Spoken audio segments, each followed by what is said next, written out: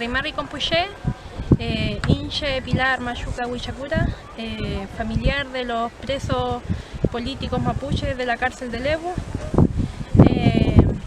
Hacemos este llamado para pedir apoyo para este 19 de noviembre porque nuestros lamien van a tener audiencia y esperamos que no se siga aplazando, ya que llevamos 2 años esperando para que se lleve a cabo este juicio.